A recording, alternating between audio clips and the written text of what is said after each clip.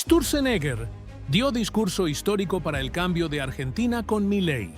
Los argentinos llegaron a la conclusión que había que hacer un cambio absolutamente radical, había que avanzar en una dirección absolutamente opuesta a la que se había avanzado durante los previos 15 años, durante los previos 50 años. Digo lo siguiente, el gobierno anterior, para suplir esa falta de internet satelital, había desarrollado una empresa que se llamaba ARSAT, una empresa pública que tiraba fibra óptica, y había gastado $7.000 millones de dinero del contribuyente para generar esa red de fibra óptica, que por supuesto igual no iba a llegar a los lugares más remotos porque no iba a haber manera.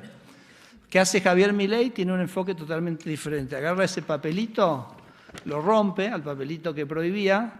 A las 2 semanas, varias empresas de internet satelital empezaron a proveer servicios de internet en Argentina. Por supuesto, el nombre más conocido, que ustedes lo conocen todos, es Starlink.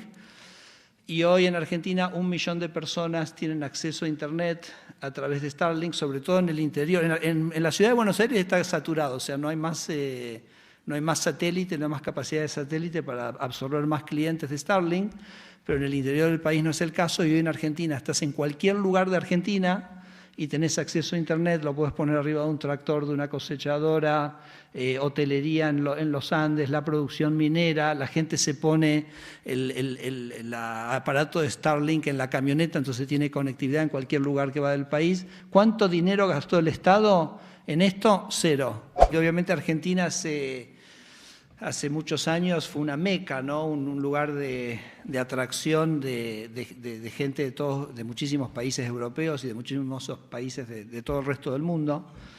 Pero en los 10 años previos a la llegada de Javier Milei a la presidencia, 2 millones de argentinos se habían ido de Argentina.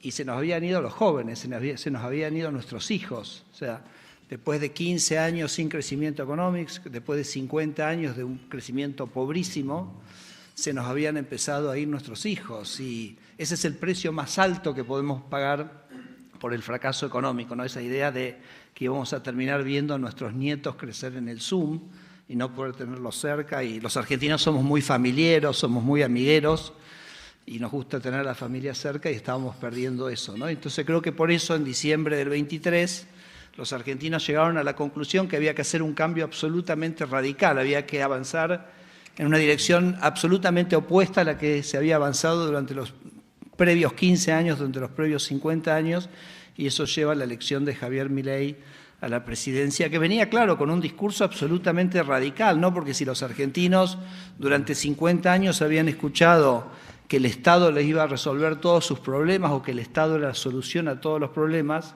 acá venía un señor a decirles que en realidad el Estado era la causa de todos sus problemas. Así que fíjense si no era exactamente opuesto el discurso, y los argentinos decidieron apostar a ese cambio, ¿no? Y empezamos, y ahora voy a describir un poquito las líneas centrales de lo que hemos trabajado estos 2 años y lo que viene por delante, por supuesto, y las cosas que están pensando. Todo eso en 15 minutos, porque José Luis no me ha dado más tiempo que ese. Pero quiero decirles que obviamente hemos tenido una revalidación muy fuerte en las elecciones del último domingo, donde hemos hecho una elección formidable, donde el pueblo argentino ha revalidado, digamos, esa trayectoria que estamos llevando, y que tiene un doble significado, ¿no? Porque ahora no es, yo creo que en el 2023 la gente eligió un cambio porque entendía que algo tenía que cambiar, pero ese cambio tomó cuerpo, tomó una dirección, se definió en acciones concretas y los argentinos decidieron revalidar ese cambio. Sumado a un cambio en nuestro sistema electoral que estaba pendiente hace muchísimas décadas, que era cambiar un sistema muy engorroso, muy complejo,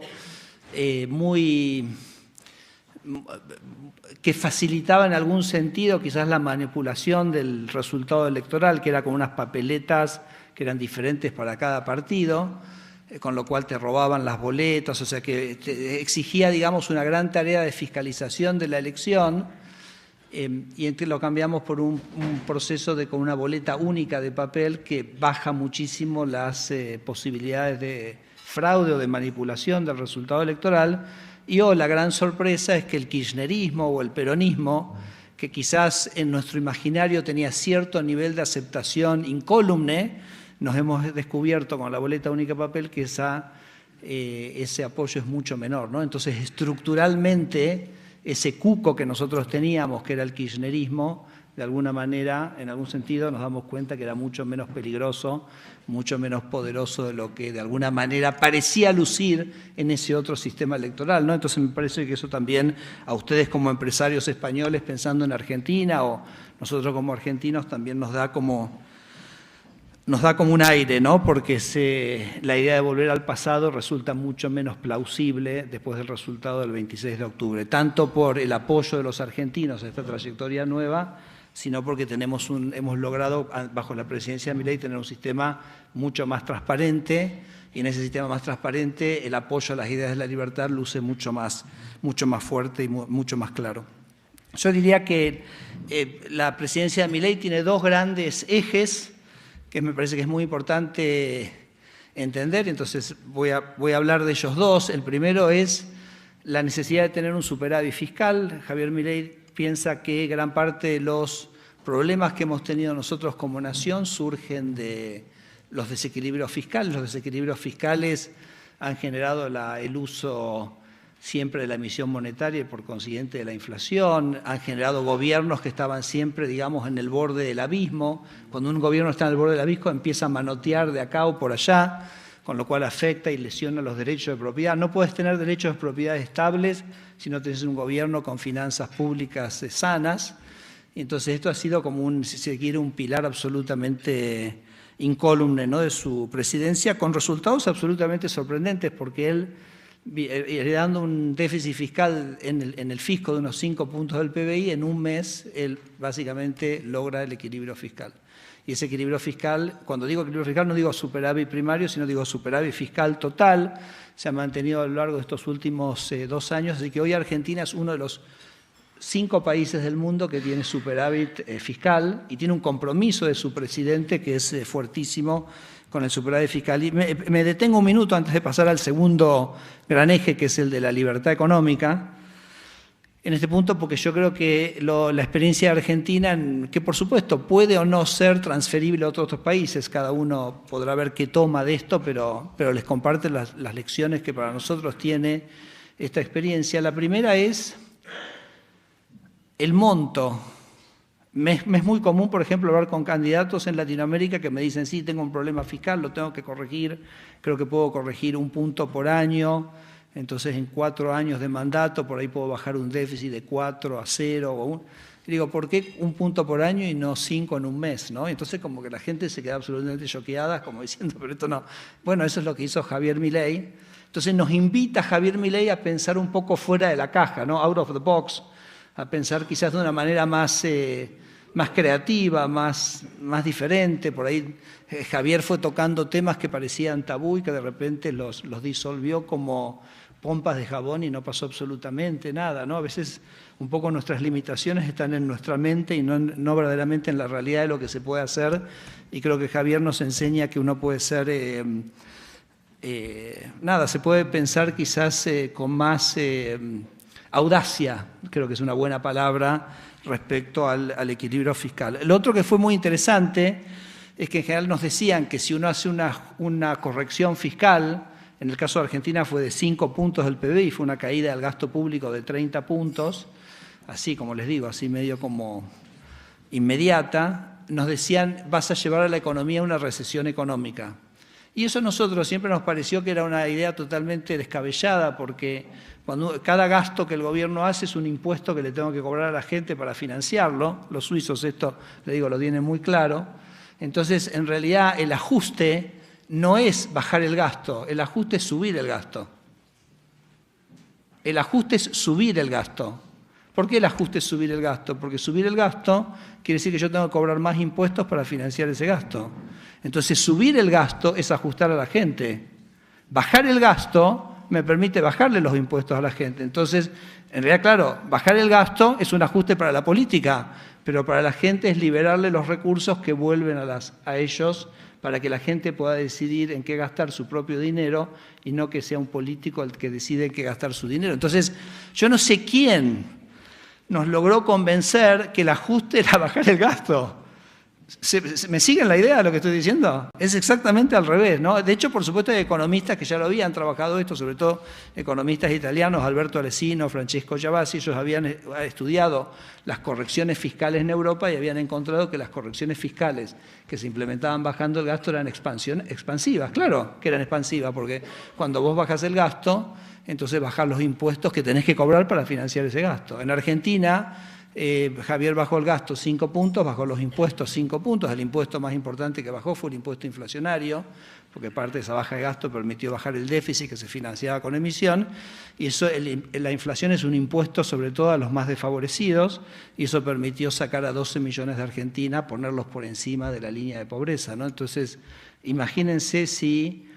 y la economía en el primer año, diciembre 24, comparado con diciembre 23, creció 6 puntos. Así que lejos de esa corrección fiscal, esa baja de gasto, generar una recesión, generó exactamente lo contrario, ¿no? Y me parece que eso es una reflexión muy interesante, porque nos metieron en la cabeza lo contrario, y entonces ya tomamos eso contrario como una verdad revelada, cuando en realidad el resultado es lo opuesto. Y termino esta reflexión sobre lo fiscal con una cosa adicional, que es, también te quieren hacer creer, ¿quién te quiere hacer creer? Los políticos te quieren hacer creer, porque el gasto público es mucha plata para que gasten los políticos. Los políticos te quieren hacer creer que bajar el gasto es impopular. Yo digo, ¿cómo puede ser que bajarle los impuestos a la gente, porque bajar el gasto, bajarle los impuestos sea impopular? En realidad bajar el gasto es popular.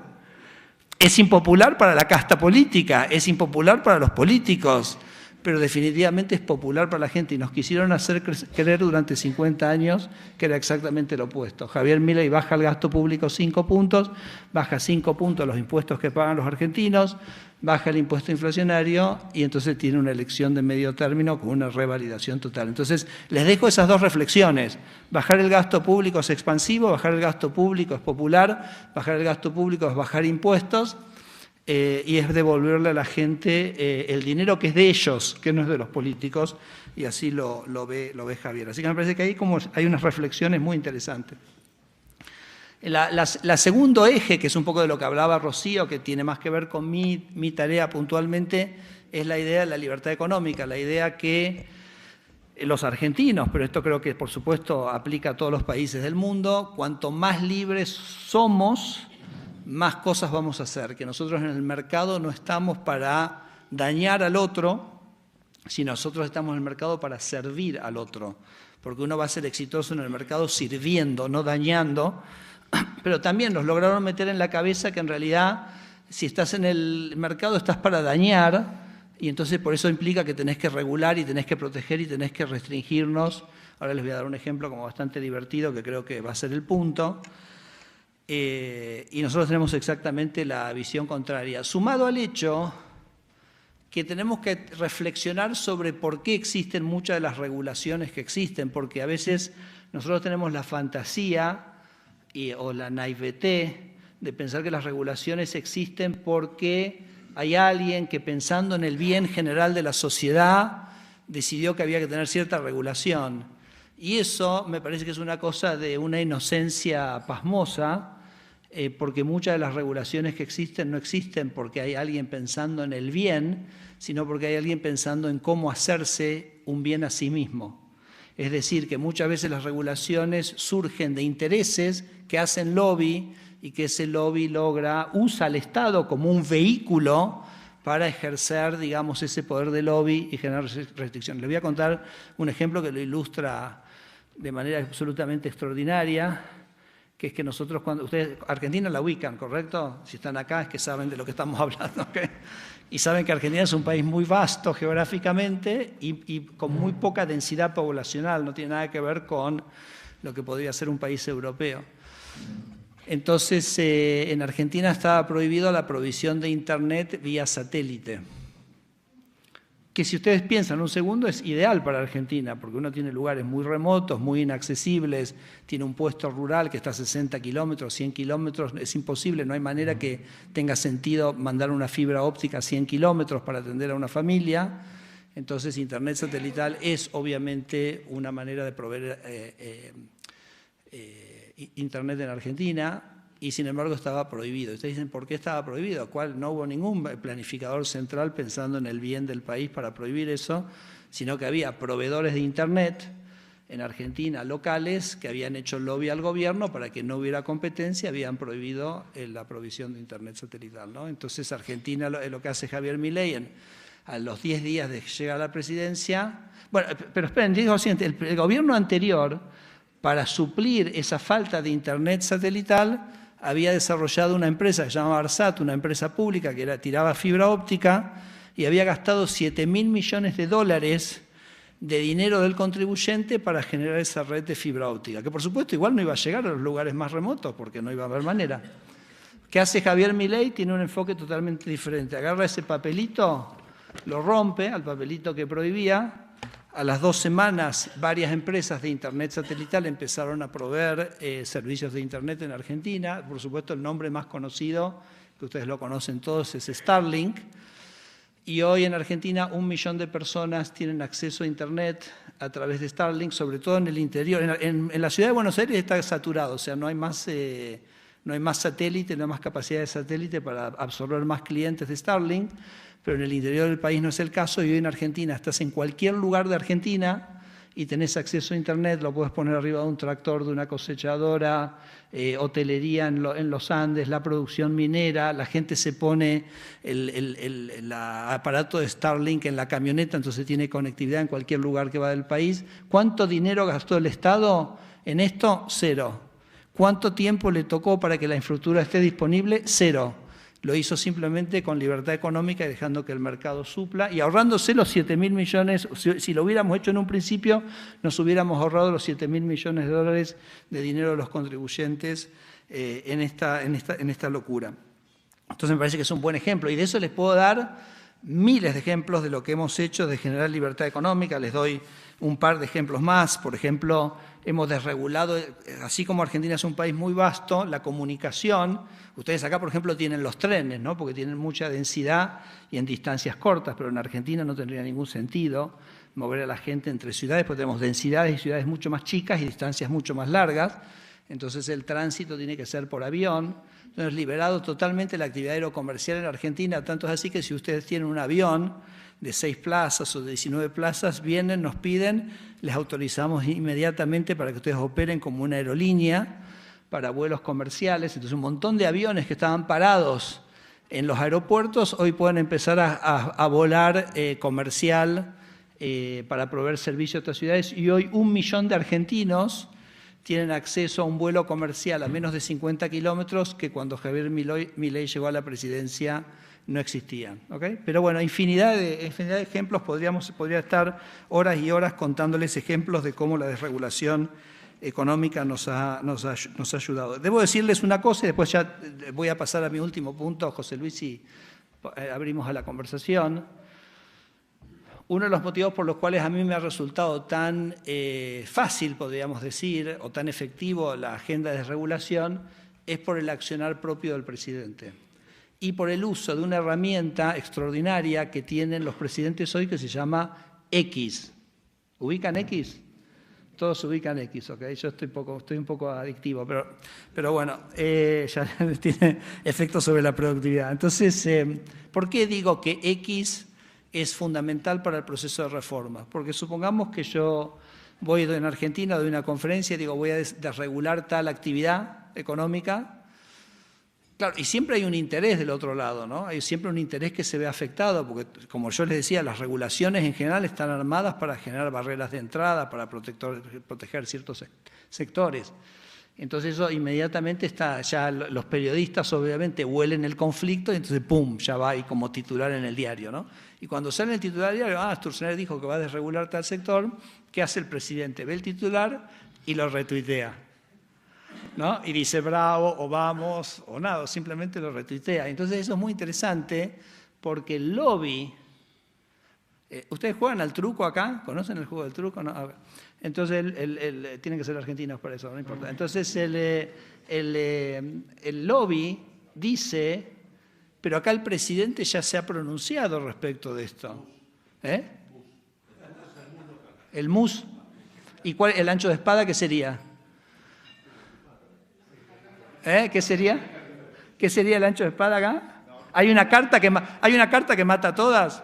Bueno, hay una carta que mata a todas, entonces cuando el presidente retuitea la desregulación, es mi carta que mata todo, porque el lobby que supuestamente tendría que pelear contra esa desregulación, entonces diría, bueno, pero si acá el presidente, ¿a quién le voy a hacer lobby? Si acá está el presidente, se ha pronunciado a favor de esto, entonces yo a veces le digo a Javier, le digo, vos, Javier es una persona que apoya muchísimo a sus ministros y es además muy cálido él personalmente, pero digo, vos apoyándonos públicamente no solo nos empoderás, sino que es como que vos vas caminando delante nuestro abriéndonos el camino, ¿correcto? O sea, entonces yo puedo ir a avanzar atrás, pero avanzo porque vos me vas limpiando el camino, porque me vas sacando a toda la gente que me hubiera peleado estas desregulaciones con tu apoyo, ¿no? Entonces me parece que ahí el rol del presidente es absolutamente central. Les cuento para finalizar. Un colega mío en la Universidad de Harvard, un economista venezolano, se llama Ricardo Hausman, él decía que él le gustaba ir a un país y preguntar, díganme qué es nuevo de lo que está pasando acá. ¿Hay algo nuevo que está pasando en este lugar? Entonces, hay países donde él llegaba y nadie les decía que había nada nuevo. Y otros países donde le decían que hay un montón de cosas nuevas. Decía, los países del movimiento son esos países donde de repente vos encontrás que la gente te empieza a contar un montón de cosas nuevas que están ocurriendo, ¿no? Y yo siento que en Argentina están ocurriendo un montón de cosas nuevas, como no lo vi nunca en mi vida, porque si yo miro en retrospectiva los últimos 50 años, pienso que en Argentina de esas cosas pasaron dos, que fue uno fue por allá por los años 80, el desarrollo de la siembra directa, que nos aumentó nuestra productividad agrícola, nos permitió pasar de ser un país que producía 40 millones de toneladas de granos a ser un país que produce 150 millones de toneladas de grano. Y en la presidencia de Menem, con mucha participación de empresas españolas, hubo un revamping total de nuestra infraestructura en muchísimas áreas, ¿no? En electricidad, en energía, en telecomunicaciones, etc. Pero después como que no pasaba mucho en Argentina y ahora es extraordinario la cantidad de círculos virtuosos que yo estoy viendo, que están como destrabando cosas que son increíbles, entonces simplemente quiero comentarles eso. Que por supuesto se produce, porque si uno tiene un fisco sólido, entonces tiene derechos de propiedad sólidos, porque no tiene un gobierno que está desesperado por manotear plata de acá a allá y violar los derechos de propiedad. Y sin derechos de propiedad, ninguno de ustedes va a pensar en invertir en Argentina. Y nosotros además somos muy conscientes que Argentina fue el peor alumno de la clase durante muchísimos años, ¿ok? Y que recién lo único que hemos hecho nosotros es entregar el primer homework, ¿ok? O sea, no, ¿me siguen lo que estoy diciendo? O sea, 50 años, pues hacíamos lío, bochinche, nos portábamos mal, desaprobamos, bueno, ahora entregamos un homework, ¿ok? Entonces está bien, no es suficiente. Lo entendemos perfectamente, estamos totalmente tranquilos, solo lo que tenemos es un rumbo y lo vamos a mantener, y entonces un día después, bueno, ahora el 26 de octubre no solo entregamos un homework, sino que dijimos, no, y la verdad que queremos seguir entregando los homeworks. Eso, bueno, está bien, muy interesante. Bueno, tendremos que seguir entregando los homeworks y eventualmente ustedes se sentirán más o menos cómodos, dependerá también de la industria para volver a Argentina y volver a apostar a Argentina, pero eso somos totalmente conscientes. En Argentina se está produciendo, entonces déjenme contarle algunos de estos círculos virtuosos que veo. En Argentina se está produciendo un boom absolutamente extraordinario en el tema de energía. Ustedes saben que tenemos una formación vaca muerta, en realidad la descubrió Repsol hace muchísimos años. Tiene reservas de gas y petróleo, pero sobre todo gas. Yo diría, podemos decir, comparables con las de Qatar, o sea, son más grandes incluso que las reservas de gas de Texas, en gas no convencional. Por supuesto, para que eso se desarrolle uno tiene que tener derechos de propiedad, si no uno no va a hacer las inversiones que son necesarias hacer. Argentina exportó el año pasado unos 80.000 millones de dólares. En el año 2030 vamos a estar exportando petróleo, ni siquiera hablo del gas, que es lo grande, por 50.000 millones de dólares. YPF y Eni acaban de firmar un contrato para la exportación de gas natural. Entre el 2030 y el 2050 son exportaciones de 15.000 millones de dólares por año. Y esto recién arranca, o sea, son como los primeros retazos de lo que puede ser eso y de las inversiones que están viniendo. Así que nada, tenemos un boom absolutamente extraordinario en energía que nos va a permitir, yo les diría, duplicar las exportaciones en los próximos 10 años. Pero lo más interesante, acá, bueno, nuestros auspiciantes creo que son de energía renovables, es que a diferencia del petróleo, el gas es un combustible que es más difícil de transportar. El petróleo es un combustible tan fácil, es una fuente de energía tan fácil de transportar que un barril de petróleo te puede salir prácticamente lo mismo en Tokio que en Riad. Pero en el gas no pasa lo mismo, porque el gas para transportarlo hay que licuefaccionarlo, hay que llevarlo a 270 grados bajo cero, es costoso ese proceso, además tenés que mantenerlo mientras va el gas y no explota todo, y después tenés que, digamos, reprocesarlo, ¿no? Entonces un gas que en la cuenca neuquina se podrá inyectar a $2 o $2,50 en boca de pozo, ese gas puesto en España va a estar en $8 o en $9, ¿okay? Entonces, esto es interesante. Por supuesto, con energías renovables, que es todavía más difícil de transportar, se da más ese fenómeno, que es que cuando vos tenés estas dificultades de transportar la energía, en vez de ir a donde está la actividad económica, el petróleo, en vez de migrar de Arabia Saudita a Tokio y producir un desarrollo industrial en Japón, la industria tiene que ir a donde está la energía. Que era un poco, yo digo, como era, si ustedes, por ejemplo, ven un mapa de Nueva Inglaterra en la fin del siglo XVIII, ustedes verán que estaban todos las textiles, estaban todas distribuidas en Nueva Inglaterra. ¿Por qué? Porque usaban el agua del río para mover los textiles. Entonces no podían estar todas en Boston, tenía que estar donde estaba el agua, entonces donde estaba el río, y tenías la actividad industrial toda desperdigada, porque era la actividad, iba donde estaba la energía.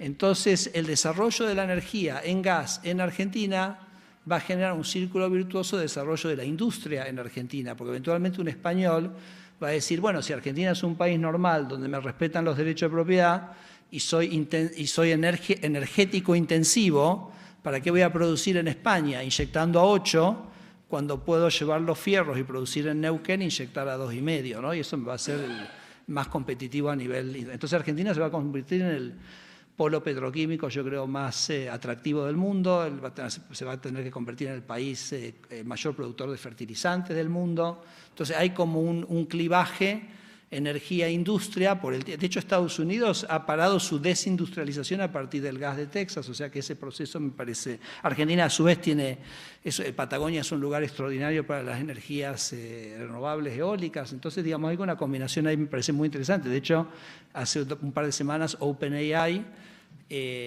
comprometió una inversión de $25.000 millones para data centers, ahí que es un ejemplo de esto, ¿no? Es energía barata, entonces la uso acá. Y el otro, para mí, círculo virtuoso muy evidente que se está dando en Argentina es el de la minería. Ustedes saben que Chile exporta más de $50.000 millones en productos mineros, nosotros exportamos 4.000. Como yo siempre digo, hay dos hipótesis para eso. Una es que cuando Dios creó los Andes, estaba ahí, no Dios, y dijo, bueno, acá está el borde y vamos a poner todo el cobre y el oro de un lado y del otro lado barro. Sería una hipótesis que podríamos tener, para aquellos que son religiosos podrían albergar esa hipótesis. La otra es que hemos tenido un marco regulatorio que ha hecho imposible el ejercicio de la minería y hemos tenido un país con tan poco respeto por los derechos de propiedad que, por supuesto, la minería es una actividad intensiva en derechos de propiedad. Si uno no tiene buenas instituciones, porque la minería es hundir plata pensando que te van a respetar un contrato. Entonces, si un gobierno no puede pagar el bono que vence en 6 meses, ¿qué me va a cumplir un contrato a 30 años de cierta estructura tributaria? Entonces, por eso el presidente Milei hace tanto énfasis en la santidad de los derechos de propiedad y el hecho de esta estabilización sin afectar un solo derecho de propiedad.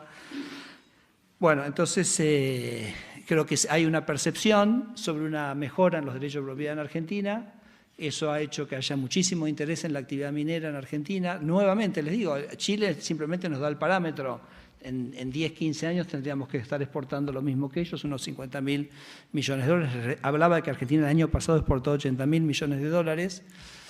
Pero el círculo virtuoso, ¿dónde se produce? Se produce que, por ejemplo, las mineras nos dicen, bueno, yo puedo venir, pero solo si tengo trenes, porque yo si no tengo trenes no hago nada, no puedo hacer nada con el material. Entonces, justo estamos privatizando el Belgrano Cargas, que es una serie de ferroviarias que tenemos hace muchísimos años en un estado no muy funcional, Y entonces dicen, ah, buenísimo, y cuando les contábamos la cantidad de dinero que había que invertir para poner estos trenes en funcionamiento, se mordían la lengua para no reírse, ¿no? Porque para ellos eran realmente números muy pequeños, con lo cual cuando estemos, si nos volviéramos a juntar, si me inventaras el año que viene, José Luis, vamos a estar el año que viene, vamos a estar en el medio de un boom de inversiones en ferrocarriles en Argentina, la red ferroviaria se va a estar poniendo totalmente a punto, lo mismo un tren que va desde Buenos Aires a Neuquén, que es donde está Vaca Muerta, donde las empresas petroleras están diciendo yo comprometo carga para quien quiera tomar a operar este tren, con lo cual un pendiente que tenía Argentina hace 70 años, que era el desarrollo de su industria ferroviaria para trenes de cargas, probablemente en un año y medio va a ser un panorama absolutamente diferente en Argentina. Y después todas las economías regionales que, digamos, de alguna manera están en la traza de esos trenes, encuentran su problema de logística totalmente superado, ¿no? Así que nada, estoy viendo un montón y podría seguir, por ejemplo, la industria forestal, el tratado que vamos a estar, lo que se está charlando con Estados Unidos para acceso al mercado norteamericano. En fin, uno va recorriendo Argentina y va encontrando como que de repente es como que nada, como que se despertó el país, ¿no? Y que empiezan a aparecer un montón de oportunidades y un montón de negocios que siempre estuvieron ahí, pero que nos faltaba esto, ¿no? Nos faltaba estabilidad, nos faltaba respeto de los derechos de propiedad y bueno, creo que las elecciones del domingo, nada, es una revalidación de que estas son las cosas que los argentinos quieren, así que hemos entregado estos primeros 2 años, hemos entregado en tiempo todos nuestros deberes, parece que el alumno quiere seguir y quiere apostar a esto y me parece que todo esto es lo que nos hace ser tremendamente auspiciosos sobre el futuro de Argentina. Muchas gracias.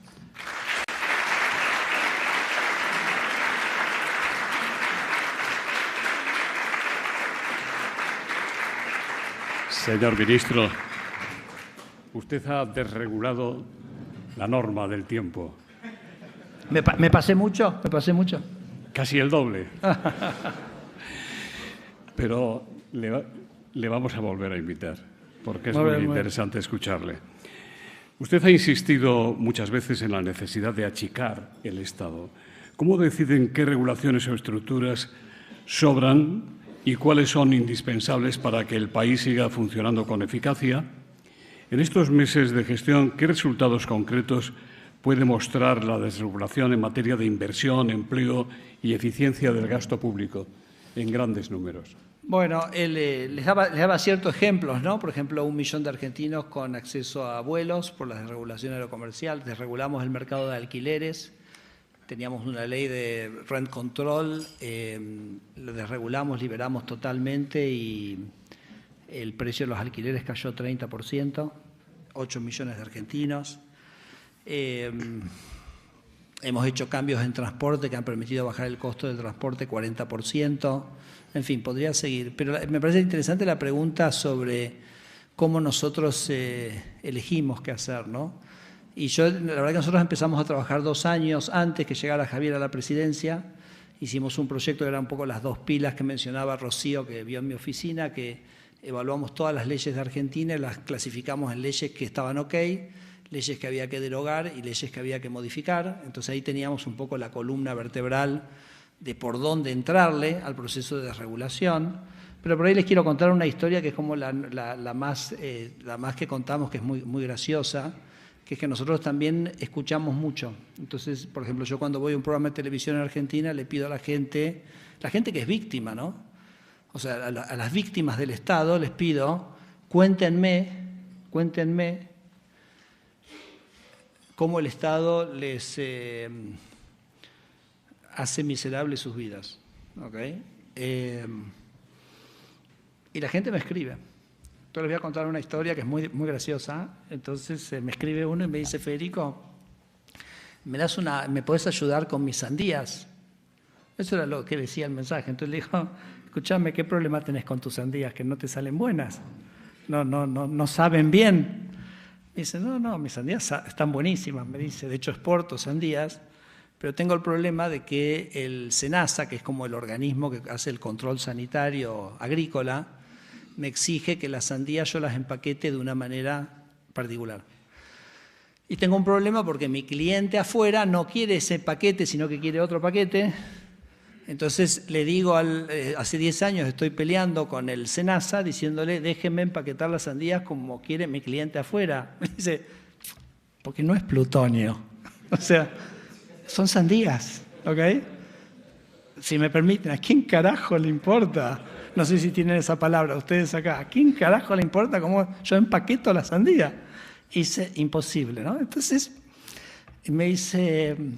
Entonces, al final, como hace 10 años que no logro resolver este problema, lo que hago es empaqueto las sandías como me pide el SENASA, porque si no, no me autorizan la exportación. Y entonces, cuando el barco sale de puerto, a los 100 metros le pido que pare, mando 60 ñatos a subirse al barco, rompen todos los paquetes y vuelven a empaquetar como quiere mi cliente afuera. ¿Okay? Y yo le digo eso, ¿what? Y entonces le digo a mi equipo, esto tiene que ser real. Porque si me lo quiero imaginar, no me lo puedo imaginar. O sea, este nivel de absurdez no me lo puedo imaginar. Entonces, tiene que ser real. Y entonces empiezo a investigar y me doy cuenta que lo que el tipo me había hablado era la punta. ¿Vieron la punta del témpano? ¿Vieron que el témpano está 10% arriba del agua y el 90%? Bueno, empecé a descubrir el 90% que estaba abajo. Todas las frutas en Argentina tenían una paquete de cosas de los militares. Los militares, por ejemplo, tenían la idea de que vos, Argentina, solo podías exportar el producto premium. Entonces, un productor de ajo me decía que hay un tipo del SENASA que le medía el tamaño de los ajos. Si la cabeza de ajo era chica, no le permitía exportar. Me dice, yo exporto a Corea para hacer puré. No importa el tamaño de la cabeza de ajo. Pero no le permitían. Y digo, cuando llegó Milei había 70% de niños pobres y teníamos un funcionario del Estado midiendo el tamaño de las cabezas de ajo desde el año 83. Entonces teníamos una persona del gobierno que te tenía que decir cuándo podías empezar a cosechar tus sandías, tus uvas, tus peras, tus manzanas. Bueno, y entonces le digo a la gente, imprímanme toda la regulación de frutas. Entonces me imprimen toda la regulación de frutas, era una cosa así, 1,5 kilos de papel. Yo digo, bueno, tenés que sacar un doctorado en literatura primero y después te haces productor de manzanas, porque para leer todo esto, o sea... Y entonces dije, ¿cómo hago para resolver esto? Y entonces hice una cosa totalmente radical que fue, hablé con el de SENASA, le digo, decime, ¿qué tendría que hacer el Estado en frutas? En ese pila de 1,5 kilos de papel, hasta te medían el tamaño de la canilla de los vestuarios. ¿Ok? Entonces el tipo me dice dos cosas. Me dice, nosotros tenemos que hacer dos cosas. Primero, que necesito saber quién produce qué, porque si hay una peste, yo necesito poder trabajar con los productores para contener la peste. Perfecto. Y después lo otro que tenemos que hacer es dar los certificados fitosanitarios de exportación, porque yo no puedo mandar un producto contaminado a España, porque donde lo abren, ven que está contaminado con alguna mosca o lo que fuere, cierran el mercado argentino hasta que puedan verificar, auditar, etc. Entonces puede ser tremendamente costoso. ¿Algo más? No, nada más. Perfecto. Yo veía la pila de 1,5 kilos atrás de papel. ¿Nada más? ¿Estás seguro que nada más? No, nada más, listo. Entonces escribí una norma que era de básicamente 2 artículos. La emisión del fitosanitario y básicamente que te tenías que registrar y decirle simplemente al SENASA, estoy acá, produzco peras. Entonces pasamos de 1,5 kilos de papel a 80 gramos de papel. O sea que más o menos eliminamos el 95% de las regulaciones por kilo, ¿viste? Porque no, si nos ponemos a leerlas no podríamos hacer la cuenta. Bueno, y eliminamos todas esas restricciones y hoy tengo en mi oficina, no sé si te la mostré, Rocío, tengo una estatua que me mandaron los productores de sandías. Me llaman el Messi de las sandías, ¿no? Y entonces estoy yo con la camiseta de Messi, con una sandía, me hicieron una escultura y nada. Entonces son como ejemplos de lo tremendamente absurdo, cómo nos dejamos atosigar de regulaciones que realmente no tienen sentido. Entonces, José Luis, a tu pregunta de cómo lo hacemos de esa manera, lo hacemos escuchando a la gente que nos dice. Lo hacemos con ese trabajo que hicimos de 2 años, de hacer ese panóptico de todas las leyes para entender dónde estaban los, como diría, ¿no?, los pain points, ¿viste?, que dicen las que hacen negocios. Y lo último que miramos, para terminar la respuesta, es los diferenciales de precios. O sea, si yo tengo un producto que en Argentina se vende al mismo precio que en España, digo, bueno, qué sé yo, tan mal no estaré, no habrá tanto para hacer acá. Ahora, si un juguete Lego se vende en Argentina y es el valor más alto en todo el mundo, digo, acá tengo un problema. O si veo que los medicamentos en Argentina valen 5 veces lo que valen en España, 20 veces lo que valen en India, digo, tengo un problema acá. Entonces, los diferenciales de precio también son como un indicador de por dónde tengo que ir. Una de las reformas que usted ha destacado es la de la eliminación de barreras para el Internet satelital y la apertura de la plataforma Starlink de Elon Musk, como ejemplo de regulación obsoleta.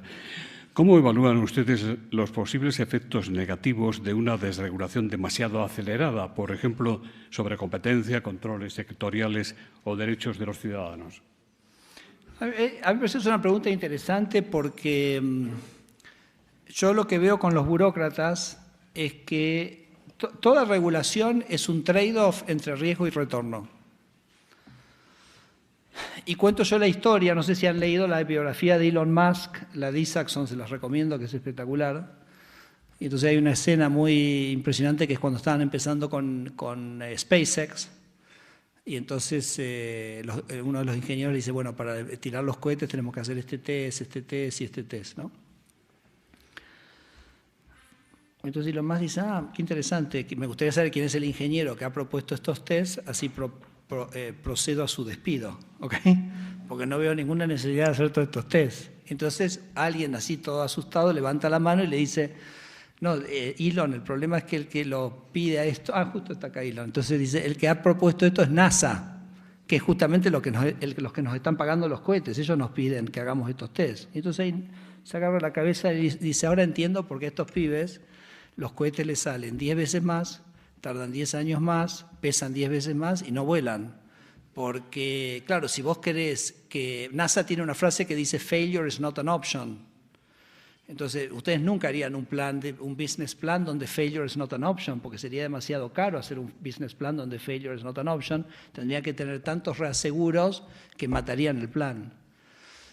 Entonces, ciertos riesgos siempre hay que correr. Entonces, yo veo, ¿por qué traigo a colación esta referencia? Porque veo que en mi discusión con los burócratas, el burócrata tiene una imaginación que supera a Borges, supera a Cortázar, supera a Gabriel García Márquez, supera a Saramago, en todas las cosas terribles que van a pasar si dejas que la gente sea libre.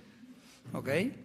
Pero no hay absolutamente, no está sobre la mesa puesto todas las cosas que vos destruís y que no van a nacer y que no van a ocurrir, producto de todas esas cosas que vos ponés para cubrir esos riesgos que ni siquiera sabés si existen, que es como todos esos backups que le quería poner la NASA a los cohetes de Elon Musk. Yo a veces doy un ejemplo que es que cruzar la calle es algo muy peligroso, porque hay gente que muere cruzando la calle, ¿correcto?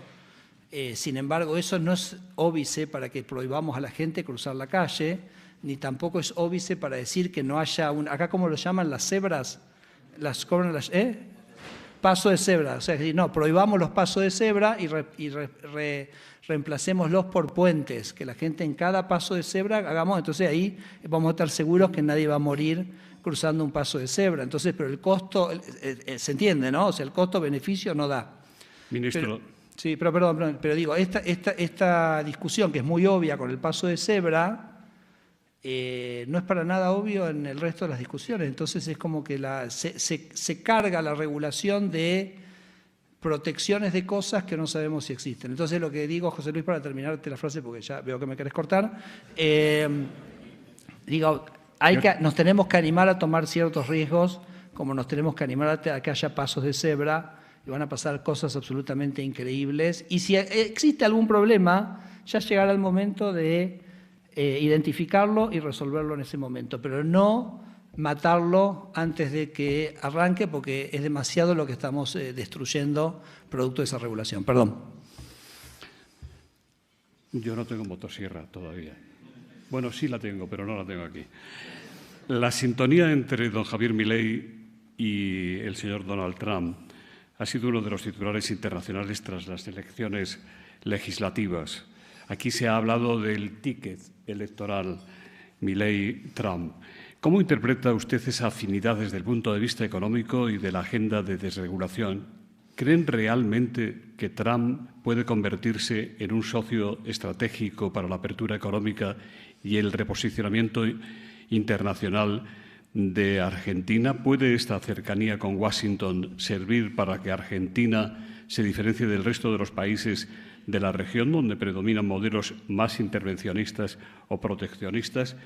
Marina Artusa, del diario Clarín, le pregunta qué factibilidad real existe de desplazar a China de Argentina y de la región, según pretende o pidió el presidente de Estados Unidos, Donald Trump. ¿Qué opina de los cambios en el gabinete? Bueno, ahí me mareaste porque me cambiaste. Agarramos la primera pregunta, que es lo de Trump. La primera pregunta, que es lo de Trump. Pues después me preguntaste de China y después me preguntaste del gabinete. Entonces, sí. ¿Cuál de las tres querés que...? Pues después me retás que hablo mucho. Sírvase, sí. Sírvase. Vamos, sírvase. Trump, respuesta, sí. ¿Querés que diga un poquito más? No, a ver, la respuesta es sí, porque la pregunta era si, digamos, hay un acuerdo estratégico, hay una alianza que es perdurable, y yo creo que sí, porque no solo por la afinidad personal que hay entre Trump y Javier Milei, sino porque creo que geopolíticamente y estratégicamente Argentina pasa a ser un socio muy relevante y muy confiable de Estados Unidos en la región. Javier Milei desde el primer momento ha tenido un alineamiento en su política internacional clarísima, que ha sido con Occidente, y Occidente para él es básicamente Estados Unidos e Israel, y creo que él ha sido, así como ha sido tan contundente con lo del superávit fiscal, ha sido igual de contundente con su política internacional, y creo que eso es lo que lo hace un socio confiable a Argentina de Estados Unidos. Y los socios confiables hacen esto, ¿no? Buscan oportunidades para mejorar, tener mayor integración comercial, mayor integración financiera, ayudarse mutuamente. Y me parece que eso es lo que hemos visto hasta ahora y me parece que seguramente vamos a seguir en ese sendero, no tengo absolutamente ninguna duda. Así que eso... Trump, respecto a las negociaciones comerciales, no puedo decir mucho porque estamos en un proceso de conversaciones con ellos. Es un proceso de conversaciones donde, como ya lo hemos dicho, creemos que van a aparecer oportunidades muy interesantes para varios sectores productivos a partir de esa integración con Estados Unidos, pero nada, lo voy a dejar ahí porque tenemos un acuerdo de confidencialidad de ellos y no soy yo la persona que tiene que anunciar, digamos, las características de eso, ¿no? Y tampoco tengo mucho para decir de los cambios en gabinete, que son un resorte, por supuesto, exclusivo del presidente de la Nación. Se han producido varios cambios en el gabinete en Argentina después de las elecciones y todavía faltan más, ¿no? Porque tanto Luis Petri, que es el ministro de Defensa, como Patricia Bullrich, que es la ministra de Seguridad, van a asumir sus bancas en el Congreso a partir de diciembre. Pero bueno, los gobiernos son así, ¿no? Son objetos, digamos, que van moviéndose en el tiempo y puntualmente la elección de la cual que se concretó ayer de Diego Santilli, no sé si lo conocen, que es como ministro del Interior, es una persona, me parece, muy apropiada para la tarea que nos viene por delante, que es impulsar las reformas de Argentina, para impulsar las reformas en Argentina ya más de fondo, como hemos hablado de la federalización del trabajo o la reforma tributaria. Uno necesita conseguir mayorías en el Congreso. Después de esta elección imagínense que nosotros veníamos con 30 y pico de diputados y ahora tenemos un bloque bastante homogéneo de más o menos 112 diputados, así que imagínense lo que ha sido el progreso para el gobierno en su representación en el Congreso, pero la mayoría, por ejemplo, en Cámara de Diputados son 129 diputados, así que para poder llegar a esas mayorías y poder llevar adelante las reformas se necesita, digamos, esa apertura al diálogo y a la escucha que permita aunar esas voluntades para llegar a esas mayorías, que déjenme decirles que sí lo logramos hacer en el primer año de gestión, porque en el año 2024 nosotros sacamos leyes importantísimas como la ley Bases o o la propia ley que cambió el sistema electoral, de lo cual hablé al principio, y lo hicimos con 30 y pico diputados, ¿no? O sea que tenemos mucha voluntad de diálogo, ahora eso está mucho más al alcance de la mano, pero me parece que Diego Santilli es la persona absolutamente apropiada para llevar adelante esas negociaciones, así que lo veo todo muy, muy bien. Las empresas españolas fueron durante años de las principales inversoras en Argentina. Algunas, como Repsol o Telefónica, tuvieron experiencias complejas bajo el kirchnerismo. ¿Qué ha cambiado hoy para que esas compañías puedan operar con previsibilidad y seguridad jurídica? ¿Qué mensaje enviaría, señor ministro, a las empresas españolas que ya están presentes en Argentina y que durante años convivieron con inestabilidad regulatoria o con controles cambiarios excesivos? ¿Y qué mensaje mandaría usted a aquellas compañías que aún no están en el país? ¿Qué garantías ofrece hoy el Gobierno argentino para atraer nueva inversión extranjera? Y también le preguntan, lo hace Marcelino Gago, a pesar de lo ocurrido con YPF, ¿usted cree que es posible la vuelta de Repsol o que vaya alguna empresa petrolera o gasista española a explotar sus recursos?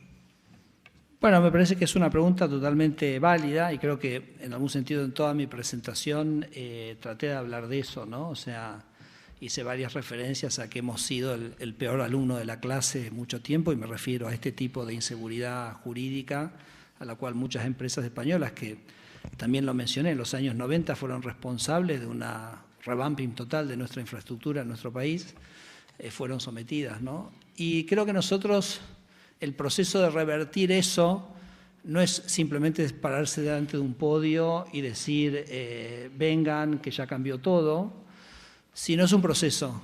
Y es un proceso donde nosotros tenemos que, ahora la parte la tenemos que cumplir nosotros. Es un proceso de mantener un rumbo, mantener el equilibrio fiscal, completar el proceso de la estabilización económica para llevar a los niveles, digamos, de inflación, por ejemplo, que tiene cualquier país desarrollado del mundo. El progreso ha sido extraordinario porque heredamos una inflación del 210% y hoy esa inflación está más o menos entre el 25 y 30% anual, así que, pero todavía nos falta una parte del proceso. Y nos falta esto que dice el presidente, que es respetar los derechos de propiedad y demostrar que lo podemos hacer y que lo podemos sostener en el tiempo. Y ustedes son los que están evaluando ahora y están viendo eso y entendemos que eso lleva un tiempo y que entendemos que eso lleva muchos pasos y les queremos decir que no estamos apurados, no estamos ansiosos, entendemos que nosotros tenemos que cumplir con nuestra parte de demostrar que Argentina cambió y cuando ustedes se sientan cómodos para hacerlo, lo irán haciendo y yo creo que va a ir cambiando, ¿no? O sea, hay como actividades, por ahí son más fáciles de entrar y de salir y entonces son las primeras que vendrán y después vendrán las otras. Nosotros vamos a hacer nuestros deberes, creo, repito, ya lo dije varias veces, pero creo que creo que para ustedes es muy interesante el espaldarazo que el propio pueblo argentino le dio a este proceso de reforma, porque ya habla de un proceso que no es solo impulsado por el gobierno, sino que es sostenido y apoyado por el conjunto de la sociedad. También mencioné que el cambio del régimen electoral le baja el peso electoral al kirchnerismo, yo digo en el largo plazo, ¿no? O sea, nosotros al kirchnerismo lo llamamos riesgo cuca, ¿okay? Si me permiten la expresión, ¿okay? Riesgo cuca, porque le decimos los kirchneristas, le decimos cuca. Entonces, el riesgo cuca no solo cayó en el corto plazo por el resultado electoral, sino que cayó en el largo plazo, porque parte de eso que ellos mostraban en realidad era cómo ellos manipulaban el régimen electoral y eso no va a ser posible en el futuro, ¿no? Entonces, nada, son todos pequeños pasos, estamos con los brazos abiertos, pero entendiendo que para que vuelva a haber confianza en Argentina, nosotros tenemos que demostrar que hacemos las cosas bien. Y las vamos a hacer bien, y vamos a seguir en ese camino, y entonces un día uno se animará y veremos cómo va, y después se animarán otros, y yo creo que va a ser un proceso que va a ser más rápido de lo que todos pensamos, pero nada, no es un proceso para nosotros para acelerar, es para nosotros focalizarnos en nuestro trabajo. Cuando acabe su trabajo, ¿qué le gustaría hacer en Argentina? Cuando acabe mi trabajo, sí. Y disfrutar de mis hijos. Porque yo les digo lo siguiente, ¿por qué estamos nosotros en esta tarea? Y yo hago referencia a una, porque yo ya tengo 60, así que ya. Y como dijo Rocío, he hecho un montón de cosas. Así que, no sé si una película la vieron, una película que se llama El Núcleo, hace 15 años más o menos. Entonces la historia de la película es que deja de girar el núcleo de la Tierra. Entonces, como desaparece el campo magnético, bueno, va a desaparecer la Tierra va a desaparecer como lugar habitable. Entonces tienen que mandar una expedición al centro de la Tierra a hacer como unas explosiones nucleares para ver si pueden... ¿La vieron? ¿Algunos la vieron? La película de Hollywood. Termina todo bárbaro, qué sé yo, pero no importa. A lo que voy es lo siguiente, cuando van entrando, entonces claro, hacen una misión de científicos y cuando van entrando con la nave hacia el centro de la Tierra, uno de los científicos dice, qué tremendo peso tenemos sobre nuestras espaldas, de salvar a 6.000 millones de personas. Y había un científico francés, ahí vieron estos franceses que están como ya más allá del bien y el mal, ¿no? Y entonces el francés le dice, a 6.000 personas, yo acá no estoy para salvar a la humanidad. Entonces todos lo miran como diciendo, pero ¿y qué haces acá? No, yo no, la humanidad no. Yo acá vine a salvar a 2 personas, a mi mujer y a mi hijo. Entonces, eso es por el motivo que nosotros estamos haciendo todo esto. Estamos haciendo todo esto porque no queremos que vuelva a darse eso que se dio en los 10 años previos a Javier Milei, que es que 2 millones de argentinos se fueron, y se fueron los hijos de los más desfavorecidos, se fueron los hijos de la clase media, se fueron los hijos de los más pudientes. A ver, en esta salón estoy seguro que hay un montón de argentinos que se han ido como parte de ese proceso. Ministro, ¿qué papel imagina para España dentro de la estrategia de inserción internacional que promueve el presidente Milei? ¿Puede convertirse en un socio político y económico preferente dentro de Europa? ¿O mientras esté el señor Sánchez al frente de nuestro gobierno, caben más bien pocas expectativas? Daniel del Sol, de Servimedia, le pregunta cómo está la relación entre el gobierno de Argentina y de España, por lo que usted conoce, y qué diferencias ve entre el gobierno de Sánchez y el gobierno de Ayuso. A ver, yo no me voy a meter en temas de política española. Argentina está abierta para todas las empresas y todas las personas que quieran venir a invertir. Absolutamente que la orientación política del gobierno del cual vienen tiene absolutamente ninguna relevancia para nosotros. Y además nosotros somos liberales, ¿no? Y creemos muchísimo en la diversidad de ideas, en el debate de ideas. Javier es un debatidor nato. No tenemos la misma orientación, obviamente, pero respetamos que cada país elige la orientación que quiera elegir y está todo bien con nosotros. Sí, Javier Milei es una persona absolutamente apasionado por las ideas de la libertad, es un convencido que la libertad es el mecanismo para generar prosperidad en el mundo.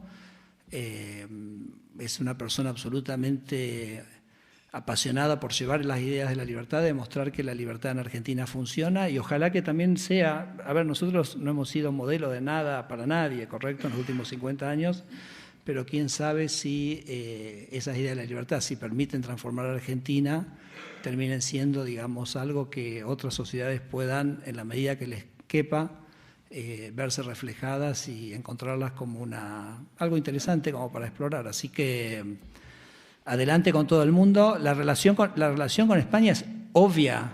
A ver, el 35% de la inmigración argentina fue española, tenemos lazos, o sea, ustedes caminan por Buenos Aires y ven las mismas caras que ven en Madrid, culturalmente, el idioma.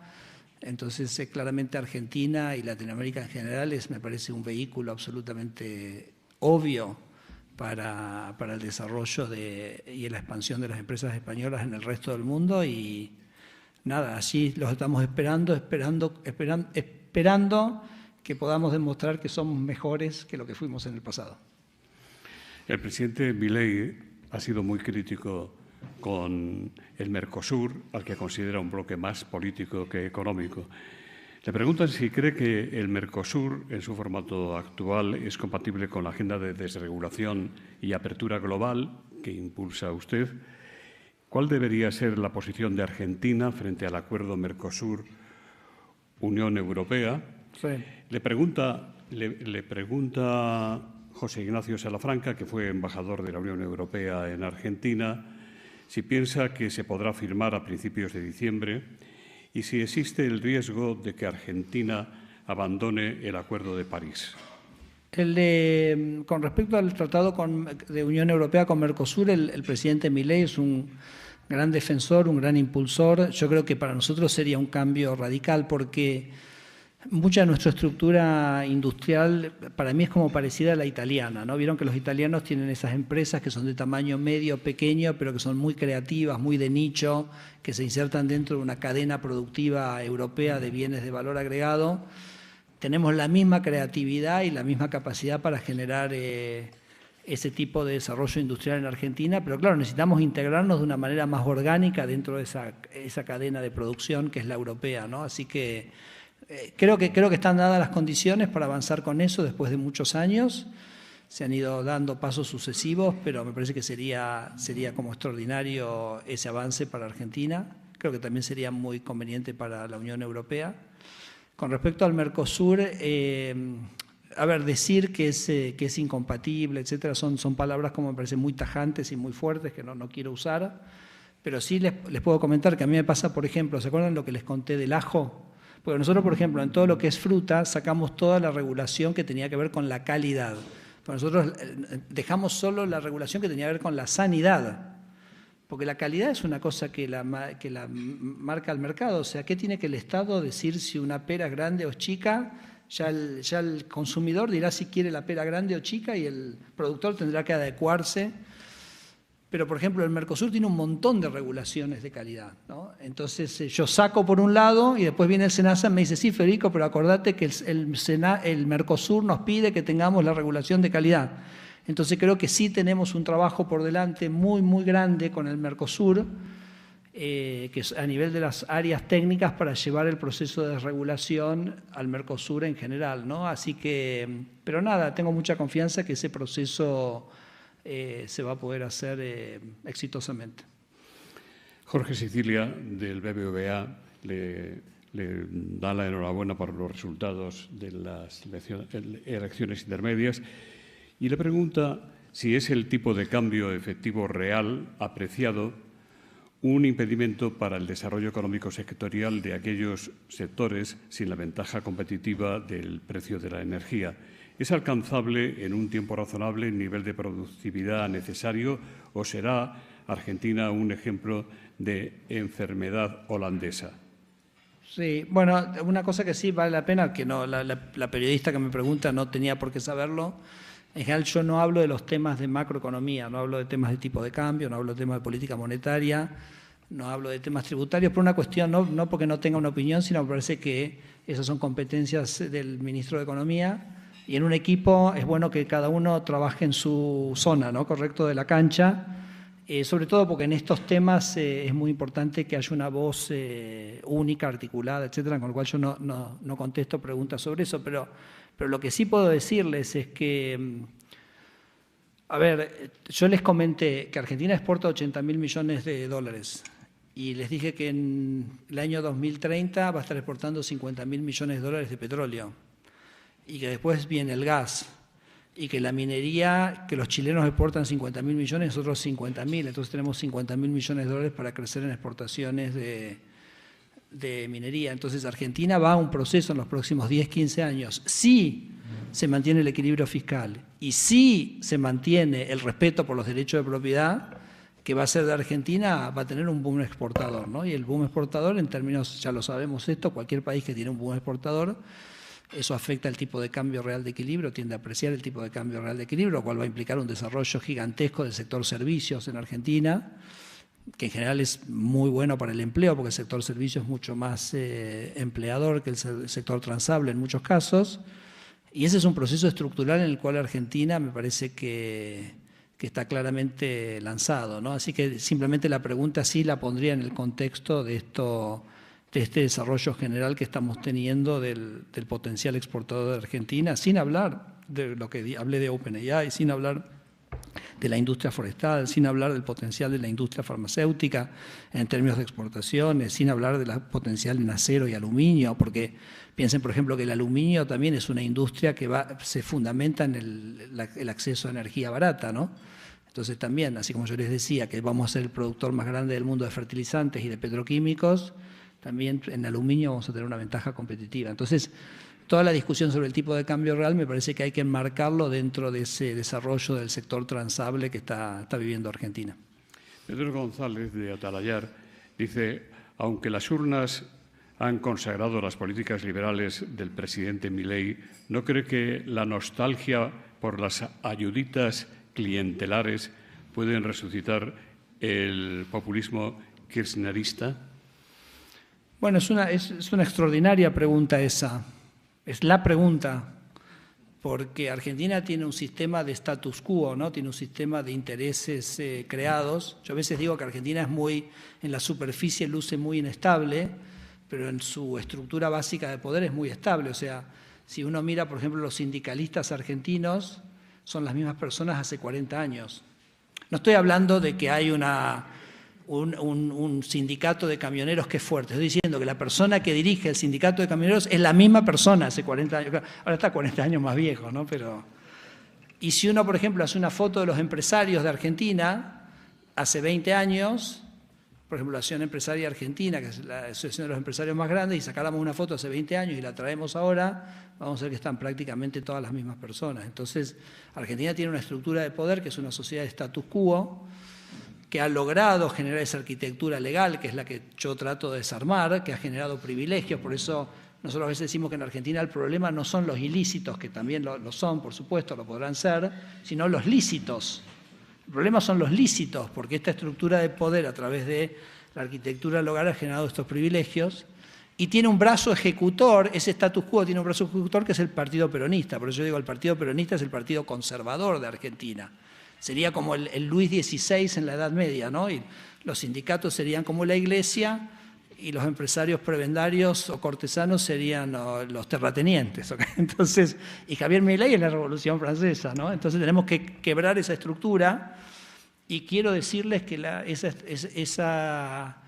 esos privilegios que se han construido en esa estructura no va a ser tan fácil, o sea, la gente no los va a largar libremente sin dar una batalla, ¿no? Y por supuesto que lo hemos ido haciendo estos 2 años y hemos ido avanzando, pero por ejemplo nosotros ahora avanzamos sobre un proceso que a mí me gusta llamarlo de federalización de las relaciones laborales, porque Argentina tiene un sistema laboral donde hay una paritaria nacional que define el salario para toda la nación y eso hace que ciertas áreas queden, digamos, fuera del mercado de trabajo y tenemos que federalizar esa. Bueno, eso por supuesto no va a ser una batalla tan, digamos, va a ser una discusión intensa, ¿no? Y así que nada, sí, me parece que el status quo va a pelear para preservar sus privilegios, pero creo que no podemos tener más que un presidente con una convicción tremenda por digamos, desarmar ese sistema. Ustedes saben que Javier hizo campaña en contra del sistema de la casta, porque los argentinos estaban, si me permiten un término un poco coloquial, estaban podridos de pagarle los privilegios a esas castas. Entonces eligieron a alguien que dijo, voy a luchar, y ahora el pueblo argentino revalidó esa lucha. Tenemos una mayor representación parlamentaria, así que bueno, vamos a seguir avanzando en esa pelea, pero me parece muy pertinente la pregunta porque sí, va a haber como una resistencia, a la gente no le gusta largar los privilegios y las rentas a las cuales se acostumbraron durante 50 años. Pero nada, convicción, coraje, apoyo, me parece que son los ingredientes centrales que tenemos en este momento para dar esa batalla. Siento no poder hacerle cantidad de preguntas que me habían llegado. Finalizamos con esta, si le parece. ¿Cómo imagina el papel de Argentina en este nuevo contexto global en el que busca integrarse a las economías más abiertas del mundo? Y mirando hacia adelante, ¿qué indicadores considera claves para medir el éxito de esta transformación del Estado argentino, de la que usted es protagonista esencial por delegación del presidente Javier Milei? Bueno, a ver, Argentina es uno de los países más cerrados del mundo. Parte de esa arquitectura legal hizo de Argentina... A ver, que Argentina sea el país más cerrado del mundo no vino de un repollo. Eso fue fuerzas, digamos, de lobby que nos llevaron a ese lugar. Así que el crecimiento económico, la apertura económica, la reducción de la pobreza, son todas variables que me parece que claramente, por supuesto, la consolidación de de la estabilización. Fíjense qué loco, ¿no? Que no lo puse primero. Si hubiera estado dando esta charla hace un año, sería lo primero que hubiera dicho, pero ya es tanto, por ejemplo, los argentinos hoy ya no están tan, ya prácticamente la inflación no aparece como una preocupación dentro de o ha bajado mucho en el ranking de las preocupaciones de los argentinos. Fíjense que lo menciono cuarto, quinto, pero les diría, vuelvo a lo que ya reiteré varias veces. Hace el año pasado, volviendo a la conferencia de IDEA con el presidente, estaba yo ahí mirando Twitter y sale una encuesta donde dice cuántos de nuestros jóvenes querían irse o no del país. Y entonces en esa encuesta salía que el 80% de los jóvenes no quería irse del país, ya ha entrado casi un año del gobierno de Milei, cuando quizás un año anterior el 80% de los jóvenes te decía que se quería ir del país. Entonces y me dice Javier, y con esto te contesto, José Luis, me dice Javier, Federico, hemos bajado la inflación, la economía está volando, hemos hecho todos estos cambios, pero de todas las variables que tenemos, esta es la que más me importa, el que nuestros hijos se quieran quedar acá y que los argentinos elijan a Argentina como el lugar donde construir su futuro. Así que eso ese sería para mí la variable más importante a considerar que marcaría el éxito de la gestión. Muchas gracias. Un momento.